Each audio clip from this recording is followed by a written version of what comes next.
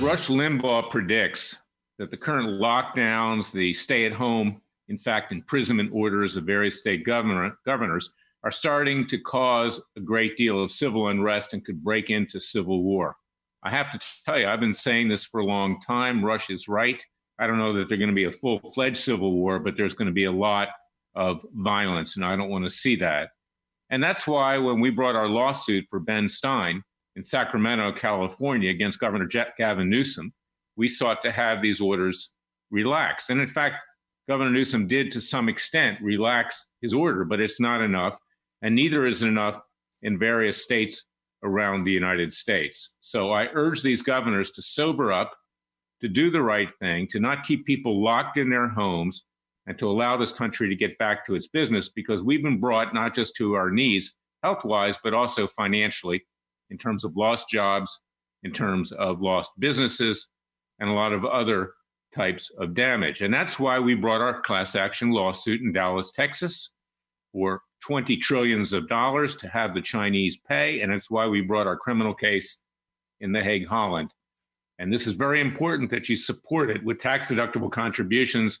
Sign up to see if you qualify as a plaintiff. We'll be filing cases in other states as well. We have a case in Jerusalem, Israel, and the information that we're gathering there will also be used in our case here. We already have experts who will testify that this was a bioweapon and that China has no immunity, the communist Chinese, that is, from suit. Now, they have a lot of assets in this country. They can be attached, and we're confident of success in the end. But we, the American people, need to do it for ourselves. Again, the government does nothing. And you can see that when our so-called government actually tries to do something, even the Trump Justice Department, by dismissing the indictment against General Flynn, and I might add, it wasn't just an indictment, but General Flynn pled guilty to committing perjury, to lying to FBI agents. He never should have done that. He was sold down the river by his lawyers at Covington and Burling, which is the law firm of former Attorney General Eric Holder, and we know all about him.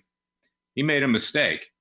Now, I can also understand why the judge is upset. The judge feels like he's been toyed with. This is Judge Emmett Sullivan.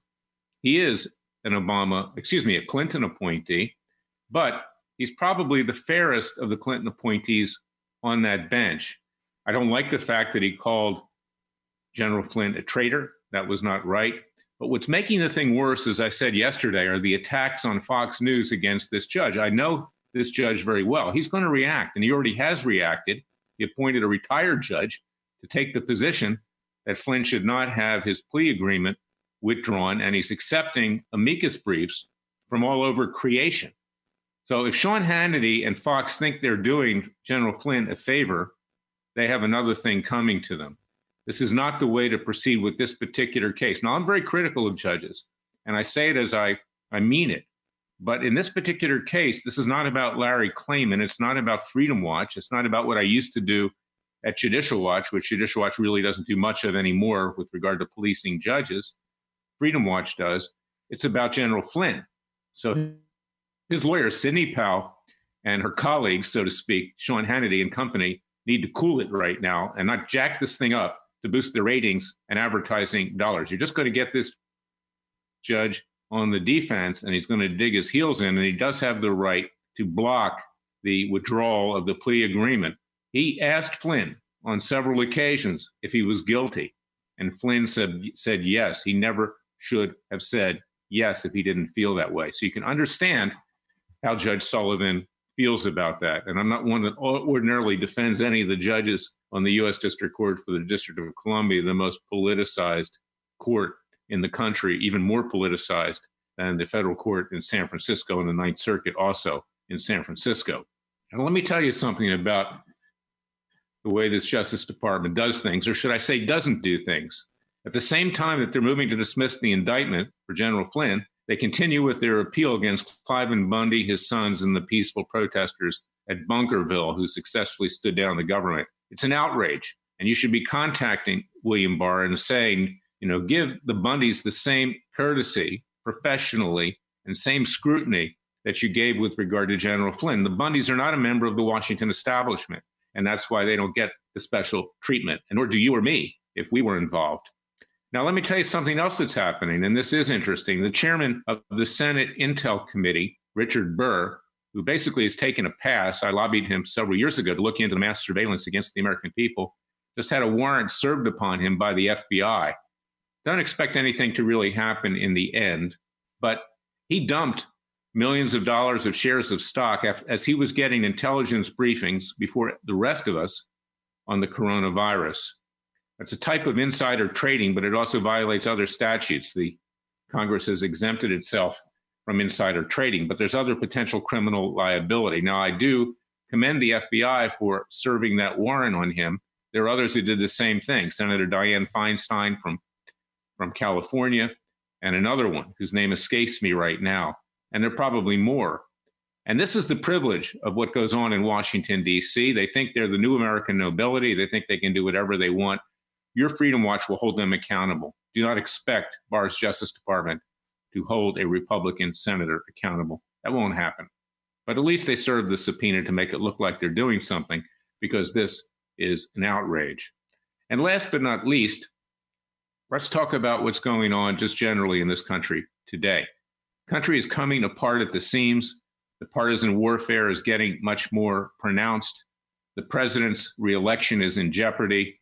Frankly, the fact that Joe Biden is behind closed doors in his basement or wherever he's hiding is helping him, because people are just gathering up angst and anger towards the president, because this thing goes on and on and on. There's no clear message coming out of the White House, and there needs to be. Now, this is constructive criticism. I love the president. I personally want to see him reelected. I don't tell people who to vote for as the head of Freedom Watch, but he is in jeopardy right now. And he better get his act together quickly. And he better not be pardoning other people right now, like Stone or even Flynn, because that puts him behind the eight ball with regard to independent voters. And frankly, Flynn doesn't want a pardon. He wants to be dismissed. That'll ruin his reputation. But Stone deserves what he's getting, and he should go into the clink, so to speak. You can't lie under oath. You can't subvert justice. You can't obstruct justice and expect that you're going to get off scot-free under any circumstance. But you have my pledge that we at Freedom Watch, once this coronavirus thing subsides to some degree, we will reconvene our citizens' grand juries. We will indict Comey. We will indict McCabe. We will indict the intel czars of Obama, Clapper and Brennan, who unmasked all of this information, not just with regard to Flynn, but other people in violation of our national security laws. We'll indict Obama, who was obviously at the head of this. We will indict Biden. We will indict all of them. We will try them. We will convict them, and we will have them sentenced. And we'll ask the president to carry those sentences out. And if he does not, we will see where we go from that point. Citizens do have a right of arrest. We're not going to be violent. We're going to be peaceful. But frankly, the American people need to take matters into their own hands, legally and peacefully. And that's why we have brought this lawsuit with regard to the communist Chinese, the Chi-Coms, to make them pay for the damage they have done to our country, and why we're bringing other cases in the rest of the world. So go to freedomwatchusa.org. Support this. Sign up to see if you qualify to be a class action plaintiff. We need the tax-deductible contributions to get bigger. We need to hire more lawyers, paralegals. We need to file more cases.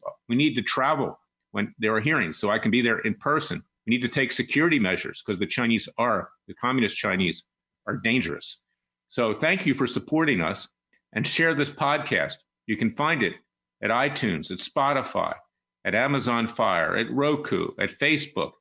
And of course, you can find it at freedomwatchusa.org. And listen to our radio show this weekend, Special Prosecutor with Larry Klayman. Spread that far and wide as well. At Radio America, you get the truth. You don't get packaged BS to raise advertising dollars and make more money like you get at Fox News. Fox News is coming down. Fox News is no longer the network that it was. And we need to now get the word out in other ways, that are in honest ways, that aren't manipulative ways, that aren't profiting off the backs of the American people. So God bless you. God bless your family. Stay safe. God save America. And I'll be back tomorrow with another special edition of our podcast. Until then, thank you for listening to me.